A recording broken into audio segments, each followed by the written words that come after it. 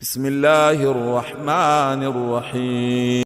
لتبلغن في أموالكم وأنفسكم ولتسمعن من الذين أوتوا الكتاب من قبلكم ومن الذين أشركوا أذى كثيرا وإن تصبروا وتتقوا فإن ذلك من عزم الأمور صدق اللہ العلی العظیم۔ سورہ آل عمران کا 19واں رکوع چل رہا ہے۔ گزشتہ آیات مبارکہ میں اللہ رب العالمین نے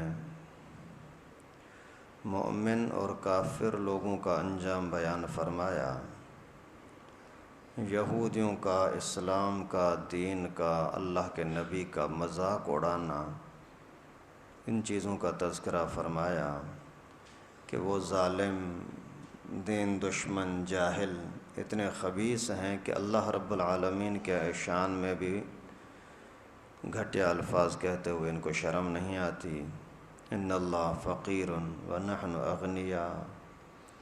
پھر اللہ رب العالمین نے فرمایا کہ جو بندہ کسی بھی طرح کا رویہ رکھے، انکار کا یا ایمان کا، اور اچھائی کی زندگی یا برائی کی زندگی، لیکن کل نفس ذائقۃ الموت، سب کو میرے پاس آنا ہوگا، اور انما توفون اجورکم، سب کاموں کا تمہیں حساب کتاب دینا ہوگا، اچھا ہو یا برا۔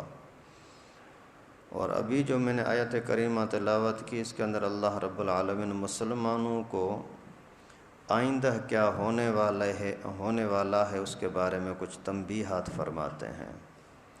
اے مسلمانوں، تمہیں اللہ کی رضا کے لیے مالی نقصان بھی ہو سکتا ہے، جانی نقصان بھی ہو سکتا ہے، اور ذہنی ٹینشن، پریشانی میں بھی آپ پڑ سکتے ہو۔ کافر لوگ ہر طرح سے آپ کو تنگ کریں گے اور آپ کو پریشانی میں ڈالیں گے، لیکن آپ اگر اللہ کی رضا کے لیے کام کرتے ہو تو آپ کے لیے دو چیزوں کا ہونا ضروری ہے۔ ایک صبر کے ساتھ دین پر ڈٹے رہنا، دوسرا اللہ کا خوف رکھنا۔ وہ آپ کو مالی نقصان دیں گے، آپ کو صبر اور تقوی اختیار کرنا ہے۔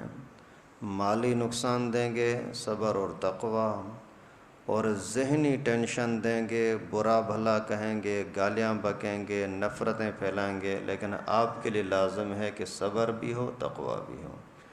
اگر یہ چیز آپ کو مل گئی تو سمجھو کہ آپ کامیاب۔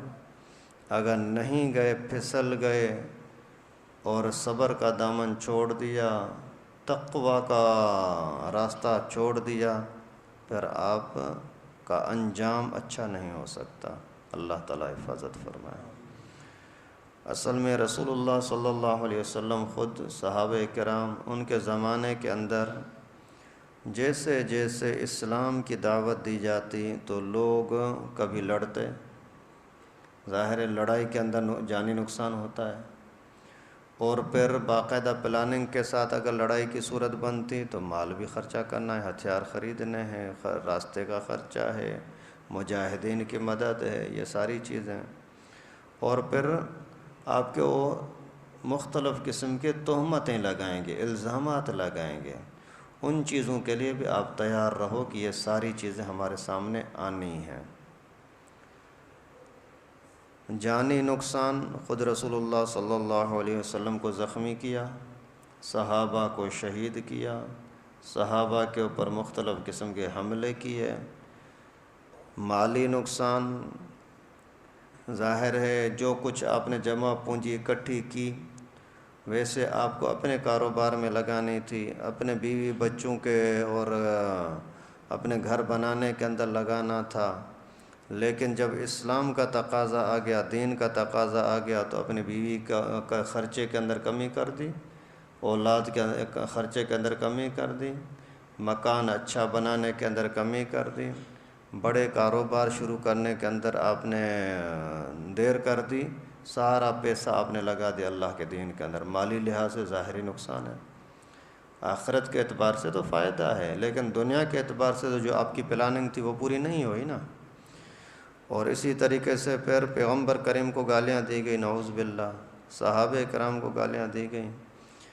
تو اس طرح کی چیزوں کو، اس طرح کے کافروں کے ہتھ کنڈوں کو برداشت کرنا ہوگا اور ڈٹے رہنا ہوگا اور ساری قربانیوں کے لیے تیار ہونا ہوگا، تب ہی جا کر کے آپ جنت کے حقدار بھی بنو گے، پکے مومن بھی بنو گے اور اللہ کے رحمت کے حقدار بھی بنو گے۔ لَتُبْلَوُنَّ فِي أَمْوَالِكُمْ وَأَنفُسِكُمْ، اللہ تعالیٰ فرماتے ہیں ضرور تمہیں آزمایا جائے گا، مالی لحاظ سے بھی، جانی لحاظ سے بھی۔ مالی لحاظ سے آپ کو تکلیفیں آئیں گی، نہ چاہتے ہوئے بھی خرچہ کرنا پڑے گا۔ رسول اللہ صلی اللہ علیہ وسلم کے زمانے میں کئی مرتبہ ایسا ہوتا، ابھی ایک طرف سے فصل مکمل تیار ہے، باغات سے ابھی پھل چننے کا ٹائم آ گیا ہے، اور اللہ کے نبی نے حکم دیا کہ چلو جہاد کے لیے۔ ابھی ایک تو جہاد کے لیے خرچہ چاہیے، جہاد کے لیے تلوار خود خریدنی ہوگی، تیر خود خریدنا ہوگا اور زرہیں خود خریدنی ہوگی، گاڑی کا انتظام، سواری کا انتظام خود کرنا ہوگا، گھوڑا، اونٹ، گدھا جو سواری ہو سکے آپ ہی کو کرنی ہے، راستے کا کھانے پینے کا خرچہ آپ ہی کو کرنا ہے۔ کل اگر کوئی زخمی ہو جاتے ہو تو بھی وہ آپ ہی کے اوپر ہوگا، یہ نہیں کہ ہمارے امام صاحب رسول اللہ صلی اللہ علیہ وسلم، ہمارے قائد محترم، وہ ہمارے اوپر خرچہ کرے گا اور وہ ہمیں گاڑی دے گا، وہ ہمیں ہتھیار دے گا، نہیں، اللہ کے نبی کے پاس ہوں گے تو دیں گے، نہیں ہوں گے تو انتظام خود ہی کرنا ہوگا۔ مالی لحاظ سے بھی، جانی لحاظ سے بھی تکلیفیں اٹھانی پڑیں گی، ضرور ان چیزوں کے ذریعے سے تمہیں آزمایا جائے گا، یہ بھی ایمان کا اہم ترین حصہ ہے۔ ایک موقع پر رسول اللہ صلی اللہ علیہ وسلم کے سامنے شکایت کی گئی، حضرت ہمارے صحابہ کرام کو، آپ کے شاگردوں کو بڑی بے دردی کے ساتھ مارا جا رہا ہے، کیا ہم حق پر نہیں ہیں؟ اگر حق پر ہیں تو اتنی تکلیفیں کیوں؟ اللہ کے نبی صلی اللہ علیہ وسلم نے غصے کا اظہار فرمایا، اور اللہ کے نبی نے فرمایا کہ تم سے پہلے جو لوگ گزرے ہیں انہوں نے اللہ کے دین کے لیے جانیں دے دی تھیں، اور کچھ لوگوں کی زندہ کھال اتاری گئی تھی، کچھ لوگوں کو لوہے کی کنگھیوں کے ساتھ گوشت کو نوچ لیا گیا تھا، لیکن ان کے ایمان کے اندر تو کوئی تزلزل نہیں آیا، کوئی کمی نہیں آئی۔ صحابہ کرام جلدی سے ڈر گئے، عرض کیا، اے اللہ کے رسول، ہم اللہ کی رضا میں راضی ہیں، جس اللہ تعالیٰ نے جان دی ہے وہ اگر جان لے لے ہم راضی ہیں، جس اللہ نے مال دیا ہے وہ مال ہم سے لے لے ہم راضی ہیں۔ وَلَتَسْمَعُنَّ مِنَ الَّذِينَ أُوتُوا الْكِتَابَ مِنْ قَبْلِكُمْ وَمِنَ الَّذِينَ أَشْرَكُوا أَذًى كَثِيرًا، اللہ تعالیٰ فرماتے ہیں ضرور سنو گے تم اہل کتاب کی طرف سے، یہودی اور عیسائیوں کی طرف سے، وَمِنَ الَّذِينَ أَشْرَكُوا مشرکوں کی طرف سے، اذًا کثیراً بہت سی اذیت والی چیزیں، تکلیف دہ چیزیں، بڑی گالیاں۔ یہودی آپ کو گالیاں بھی دیں گے، نفرتیں بھی پھیلائیں گے، تہمتیں بھی لگائیں گے، مشرک بھی ایسا کریں گے، لیکن ان سب چیزوں کے اندر آپ کو صبر کرنا ہوگا۔ وَإِن تَصْبِرُوا وَتَتَّقُوا، اگر صبر کیا اور تقوی اختیار کی، فَإِنَّ ذَلِكَ مِنْ عَزْمِ الْأُمُورِ، پھر یقیناً یہی عظیم معاملات میں سے عظیم چیز ہے جو انبیاء کرام کو یہ چیز نصیب ہوتی ہے کہ تکلیفوں کے باوجود دین پر ڈٹے رہنا۔ 3 طرح کی اذیتیں وہ آپ کو دیں گے، جانی نقصان بھی دیں گے، مالی نقصان بھی دیں گے، ذہنی ٹینشن بھی دیں گے، تہمتیں لگا کر کے، گالیاں دے کر کے، اور یہ سارے کام اس زمانے میں کیے تھے، اور یہ قرآن پاک تو قیامت تک کے لیے ہے نا، مسلمان تو قیامت تک کے لیے ہے نا، آج کے زمانے میں بھی ایسا ہو رہا ہے اور ہوتا رہے گا، قیامت تک ہوتا رہے گا۔ یہ نہ کہ لوگوں کی باتوں کی وجہ سے آپ دین کو چھوڑ دو، کسی کی لڑائی کی وجہ سے دین کو چھوڑ دو، آج میرے بیٹے کو مار دیا اس وجہ میں ابھی دین کو چھوڑ دیتا ہوں، آج میرا مالی نقصان ہو گیا اس وجہ سے میں دین کو چھوڑ دیتا ہوں، آج مجھے گالیاں دے رہے ہیں، میں ان کو دین سکھا رہا ہوں، وہ گالیاں دے رہے ہیں، اس وجہ سے میں اسی دینی کام کو چھوڑ دیتا ہوں۔ نہیں، اگر ایسا چھوڑ دیا تو پھر آپ تقوی کے خلاف کر رہے ہو اور عزم الامور کے خلاف کر رہے ہو، پھر آپ کا انجام اچھا نہیں ہو سکتا۔ اللہ تعالیٰ حفاظت فرمائے۔ آپ کو ان یہودیوں مشرکوں کی طرف سے باتیں سننے کو ملیں گی۔ خود پیغمبر کریم کے زمانے میں کبھی بولتے ہیں یہ تو مجنون ہے۔ اب ایسا کہنے کا کیا مطلب ہے؟ آج کے زمانے میں اگر باہر چوک پر آپ بیٹھے ہوئے ہو، کوئی بندہ آپ کے سامنے دینی بات کر رہا ہے یا دنیا کی کوئی بات بتلا رہا ہے، آج فشری میں یہ ہو گیا، آج صدر کراچی میں یہ ہو گیا، اور اس طریقے سے لوگ سارے اس سے مطمئن باتیں سن رہے ہیں، ایک وہیں کا اسی کا رشتہ دار آ کر کے بولا چھوڑو یہ پاگل ہے، اس کی باتوں میں نہ آنا۔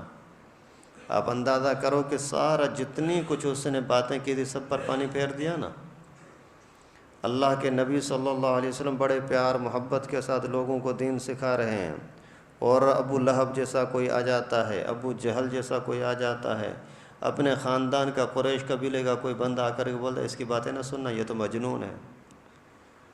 تو کس طریقے سے اذیتیں دے رہے ہیں۔ ہم اپنے دل پر سینے پر ہاتھ رکھیں، ہمیں اگر کوئی بولے کہ یہ تو پاگل ہے تو ہمارے دل پر کیا گزرے گا؟ اور اللہ کے نبی جو اس کے موجودگی کے اندر کائنات کے اندر اس سے بڑھ کر کوئی عقل مند کوئی علم والا ہوتا ہی نہیں ہے، اسی کو اگر کوئی جاہل ترین آدمی آ کر کے بولے یہ تو پاگل ہے۔ اور اسی طریقے سے پیغمبر کریم کو مختلف قسم کے طعنے دیے، کبھی بولتے ہیں جادوگر ہے۔ آپ کو اگر کوئی بولے تو جادوگر ہے کتنا برا لگے گا، اور اللہ کے نبی کو یہ کہنا کہ یہ جادوگر ہے یا لالچی ہے، کبھی بولتے ہیں کہ یہ سرداری کے چکر میں ہیں، کبھی کیا، جو لفظ ہم برداشت نہیں کر سکتے کہ ہمیں کوئی بولے کہ یہ تو لالچی ہے، اور اس طرح کی باتیں اللہ کے نبی کو سنائی گئیں۔ لیکن اس کے باوجود پیغمبر کریم بھی ڈٹے رہے، سارے انبیاء کرام ڈٹے رہے، صحابہ کرام ڈٹے رہے، تو ہمیں بھی یہی حکم ہے کہ مضبوطی کے ساتھ کھڑے رہنا۔ آپ کے پاؤں کے اندر کوئی تزلزل، کوئی کپ کپی نہیں آنی چاہیے، مضبوطی کے ساتھ کھڑے رہو۔ اور یہ صرف اس زمانے میں نہیں، آج کے زمانے میں تو اور زیادہ ہو گیا ہے۔ جب سے یہ یورپ ظاہر ہوا ہے، یورپ، امریکہ اور عیسائی لوگ، انہوں نے 6 لاکھ سے زیادہ کتابیں لکھی ہیں اسلام کے خلاف، نبی پاک کے خلاف۔ 6 لاکھ! آپ اندازہ کریں کہ 6 لاکھ کتابیں، اور یہودی جو ہماری کتابیں لکھیں، عیسائی جو ہماری کتابیں لکھیں، تو وہ کوئی دین پھیلانے کے لیے لکھیں گے۔ اور 2 لاکھ سے زیادہ اس وقت بھی عیسائیوں کی یہ ویب سائٹ ہیں نیٹ کے اوپر، انٹرنیٹ پر 2 لاکھ سے زیادہ، جو اسلام کے نام پر اسلام کے خلاف نفرتیں دلا رہے ہیں۔ ہمارا نوجوان اس کو پتہ ہی نہیں ہے کہ یہ کون ہے کون نہیں ہے، بس لگاؤ تو اس کے اندر کوئی قادیانی بیان کر رہا ہے، کوئی عیسائی بیان کر رہا ہے، کوئی مسئلہ پوچھو، ابھی نیٹ میں کبھی بھی آپ لگاؤ مفتی اعظم یا شیخ الاسلام تو یہ طاہر القادری سامنے آ جاتا ہے۔ ابھی طاہر القادری کا کیا کام ہے اسلام کے ساتھ؟ اور ہمارے جتنے اکابرین ہیں وہ نام، ان کا نام نہیں آتا۔ یعنی انہوں نے، کافروں نے، یا تو کافروں کی یہ چیزیں سامنے رکھی ہیں یا پھر کافروں کے چیلوں کی سامنے باتیں رکھی ہیں، اور یہ عیسائی، یہ طاہر القادری سے کئی ملکوں کے اندر عیسائی عبادت خانوں کا افتتاح کرواتے ہیں۔ جیسے ہم کہیں مسجد کھولتے ہیں، کہیں مدرسہ کھولتے ہیں، تو کسی بڑے بزرگ کو لانے کی کوشش کرتے ہیں، بنوری ٹاؤن والے بزرگوں کو لے آئیں، دارالعلوم والے بزرگوں کو لے آئیں، حضرت شیخ افشانی صاحب کو لے آئیں، بڑے کسی بزرگ کو لے آئیں، حضرت حالیجی والوں کو لے آئیں، ان سے دعا کروائیں اس کے اندر برکت آ جائے۔ تو عیسائی لوگ اسی برکت کے لیے جس طاہر القادری کو لا رہے ہیں اسی کو آج کے مسلمان بڑا رہنما سمجھتے ہیں۔ تو عیسائیوں کی 2 لاکھ ویب سائٹیں، 6 لاکھ سے زیادہ کتابیں جو اسلام کے خلاف سازشیں ہو رہی ہیں، یہ بھی کیا ہے؟ سارا اسلام سے پھیرنے کے لیے، اسلام سے ہٹانے کے لیے۔ تو اللہ رب العالمین نے پہلے سے بتا دیا کہ آپ کو ان کی طرف سے کچھ باتیں سننی پڑیں گی۔ پیغمبر کریم صلی اللہ علیہ وسلم کے خلاف بھی، اسلام کے خلاف بھی، قرآن کے خلاف بھی۔ آج کتنے مسلمان ہیں جو قرآن کے خلاف بکواس کرتے ہیں، کہتے ہیں اپنے آپ کو ہم مسلمان ہیں، پردے کا انکار کر رہے ہیں، داڑھی کا انکار کر رہے ہیں، ہے ہی نہیں، اور قربانی کا انکار کر رہے ہیں۔ یہ جو ایدھی تھا، عبدالستار ایدھی، کتنی عوامی لحاظ سے دینی خدمت کرتا تھا، لوگوں کی عوام کی خدمت کرتا تھا۔ اسی کو جب قربانی کا ٹائم آیا تو بولتا ہے جانوروں پر ظلم نہ کرو، جانوروں کو مارو نہیں، وہ پیسے مجھے دے دو تو میں انسانوں پر خرچہ کروں۔ ابھی لفظ دیکھو کتنے پیارے ہیں، ہر بے دین آدمی اس کو قبول کر لے گا، ہاں یار واقعی ان کو ذبح کرنے سے اچھا ہے کسی غریب کے منہ میں نوالا ڈالوں۔ تو اس قربانی میں کیا ہوتا ہے؟ اس میں بھی تو گوشت کھلانا ہوتا ہے۔ اور بولتا ہے جانوروں پر ظلم نہ کرو، مانا اللہ رب العالمین نے جو فرمایا ہے کہ لن ینال اللہ لحومھا ولا دماؤھا ولکن ینال التقوی منکم فصل لربک وانحر، قربانی کر، تو وہاں قرآن کا انکار کر رہا ہے اور قرآن کے حکم کو ظلم کہہ رہا ہے۔ یہ قرآن کا دشمن نہیں ہے۔ اللہ تعالیٰ فرماتے ہیں وانحر، قربانی کر، یہ بولتا ہے قربانی نہ کر، یہ قرآن کا دشمن نہیں ہے، اور لوگ اس کو مسلمان نہیں سمجھتے۔ اور ایک مرتبہ امریکہ گیا تھا، تو وہاں ایئرپورٹ پر جو مشرف کا زمانہ تھا، جب انہوں نے دیکھا کہ یہ حکمران مسلمانوں کو بیچنے کے لیے پیسے کی خاطر اپنے بچوں کو بھی ذبح کرنے کے لیے تیار ہو جاتے ہیں۔ مسلمان حکمران ایسے بے غیرت ہیں، جب کافروں نے سمجھا امریکہ نے کہ یہ پیسے کی خاطر، دنیا کی لالچ کی خاطر اپنے ماں کو بیچ دیں گے، خود امریکی صدر کا بیان ہے۔ یہ کرونا کیا تھا؟ کرونا کوئی بیماری تھی؟ میں تو پہلے دن سے کہتا رہا ہوں کوئی کرونا بیماری، اچھے خاصے لوگ نہیں یہ مر گیا، یہ مر گیا، کوئی نہیں مرا۔ ہمارا مسجد کا متولی بھائی علی مرحوم، وہ بیچارہ اپنے فالج کے اندر، اپنی بیماریوں کے اندر فوت ہو گیا، دوسرے دن اخباروں میں آگے کرونا کے اندر علی مر گیا۔ اتنی بے حیائی ہر طرح سے، یعنی کرونا کوئی بیماری تھی ہی نہیں، لیکن اس کے باوجود کتنا مسلمانوں نے ذلیل کیا، مسلمانوں نے ذلیل کیا۔ مسجدوں کو کیسے بند کر دیا، کام دھندے کو، کاروبار کو کیسے بند کر دیا۔ کوئی امریکی آئے تھے، کوئی یہودی اسرائیل آیا تھا؟ نہیں، ہمارے فوجی تھے، ہماری پولیس تھی، ہماری رینجرز تھی، ڈنڈے مار رہے تھے لوگوں کو، اور اپنی روزی کے لیے باہر نکلنے کی اجازت نہیں ہے۔ تو انہوں نے جب دیکھا کہ یہ ان کے حکمران پیسوں پر بکنے والے ہیں، پیسوں پر اپنے عوام پر ظلم کرنے والے ہیں، تو جب اتنے قدر یہ غلام ہو گئے ان کے، پھر نتیجہ یہ ہوا کہ ابھی اسرائیل دیکھو کتنا درندہ بن کے سامنے آیا ہے، کسی مسلمان ایک کو بھی غیرت نہیں آتی کہ ان مسلمانوں کے حق میں کوئی آواز بلند کرے۔ کل ایک تصویر آئی ہے کہ ایک معصوم فلسطینی بچے کو کتا اٹھا کے جا رہا ہے منہ میں، اور مسلمان بے غیرت حکمران سوئے ہوئے ہیں۔ یہ میزائل کس کام کے ہیں؟ یہ تمہاری حکومتیں کس کام کی ہیں؟ یا تو کام کرو یا مسلمانوں کو چھوڑو، جا کر خود لڑیں گے، خود وہاں پہنچ جائیں گے۔ تو اللہ رب العالمین ان چیزوں کو بیان فرما رہے ہیں کہ آپ کو ان کی طرف سے، دشمنوں کی طرف سے اذیتیں ملیں گی۔ تو بات یہ کہ کافر تو کافر، مسلمان ہی کتنا اذیتیں دے رہے ہیں، قرآن کا کتنا انکار کر رہے ہیں۔ اللہ رب العالمین فرماتے ہیں قرآن پاک کو بغیر وضو کے ہاتھ نہ لگاؤ، اور اسی کا انکار کرتے ہوئے دین پہنچانے والی جو اچھے لوگ کہتے ہیں، جو لوگ بہت سارے کہتے ہیں یہ تو بڑا دین کا کام کر رہی ہے، فرحت ہاشمی، الہدا انٹرنیشنل، الہدا، یہاں لیاری کے اندر بھی ان کے بہت سارے ادارے ہیں، اور انٹرنیٹ کے اندر بہت بڑا کام کر رہی ہیں، فرحت ہاشمی، الہدا انٹرنیشنل۔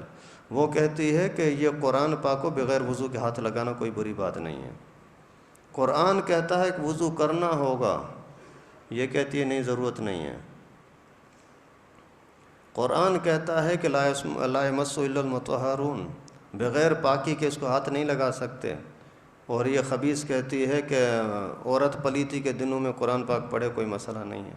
یہ قرآن کا انکار نہیں ہے۔ ایک ہے قرآن پاک کے حکم کو مانتے ہوئے نافرمانی کرنا، یہ بھی گناہ تو ہے لیکن اتنا خطرناک نہیں ہے جتنا قرآن کے حکم کا انکار کر دینا، یہ بڑی خطرناک چیز ہے۔ تو اللہ رب العالمین فرماتے ہیں آپ کو دشمنوں کی طرف سے کئی طرح کی اذیتیں ملیں گی۔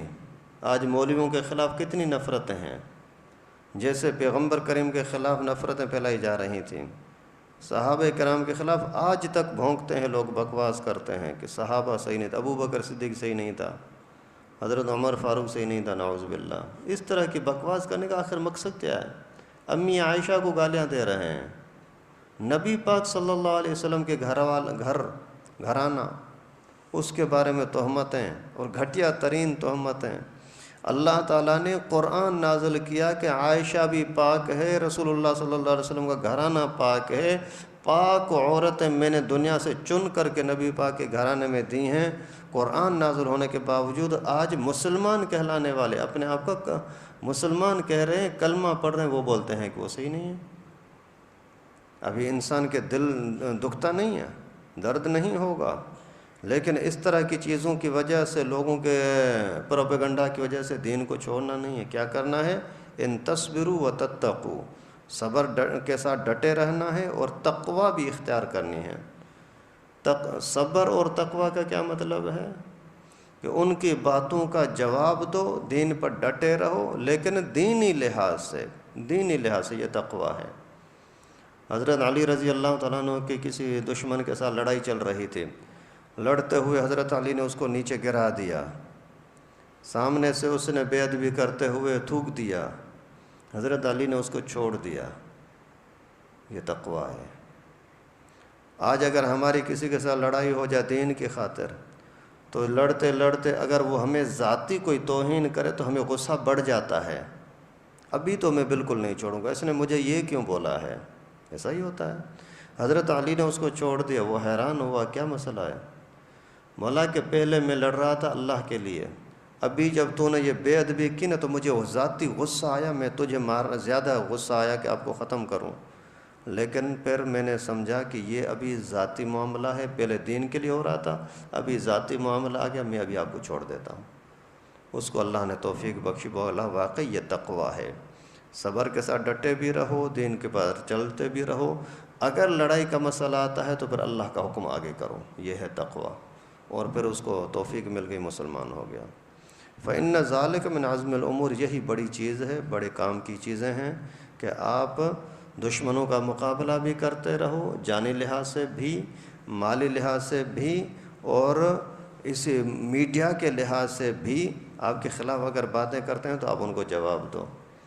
آج اچھے خاصے لوگ بیٹھے ہوئے ہوں، دیندار نیک لوگ بیٹھے ہوئے ہوں، اگر کوئی بندہ سنت کے خلاف بھونکتا ہے، صحابہ کے خلاف بکواس کرتا ہے، آج کے زمانے کے دین پہنچانے والے علماء کے خلاف بات کرتا ہے، مدرسوں کے خلاف بات کرتا ہے، کوئی تبلیغ کے خلاف بات کرتا ہے، کوئی جہاد کے خلاف بات کرتا ہے، کوئی خانقاہ والے بزرگوں کے خلاف بات کرتا ہے، سارے گونگے ہو کر کے بیٹھے ہوئے ہیں۔ تو پھر اگر آپ کے باپ کے خلاف کوئی بات کرے تو بھی اس طرح گونگے بیٹھیں گے؟ نہیں۔ اگر آپ کے خاندان کے خلاف کوئی بات کرے، آپ کے قوم کے خلاف کوئی بات کرے تو وہ برداشت نہیں، تو آپ کے مذہب کے خلاف باتیں کیوں برداشت ہیں؟ آپ کے خاندان کے بڑے کے خلاف برداشت نہیں ہے تو پھر دین کے بڑوں کے خلاف بکواس کیوں برداشت؟ تو یہ ہے اصل چیز جس کی وجہ سے آج مسلمان پیچھے جا رہے ہیں اور کافر ہمارے اوپر چڑھتے جا رہے ہیں۔ اگر یہی چیزیں آج بھی ہمیں مسلمانوں کے اندر آ جائیں کہ مقابلہ کریں گے، جانی لحاظ سے نقصان ہو، مالی لحاظ سے نقصان ہو، ٹینشن اور اذیت میں ڈالیں، لیکن ہم پیچھے نہیں ہٹیں گے، مقابلہ کریں گے، اگر یہی نظریہ عقیدہ ہوگا تو ضرور اللہ کی مدد آئے گی۔ اللہ رب العالمین سے دعا ہے کہ اللہ تعالی ہم سب کو دین پر ڈٹے رہنے کی توفیق نصیب فرمائے، دین پر استقامت نصیب فرمائے، اللہ تعالیٰ تقوی کی زندگی نصیب فرمائے، اللہ تعالیٰ اسلام کے دشمنوں کو تباہ و برباد فرمائے۔ وآخر دعوانا ان الحمد للہ رب العالمین۔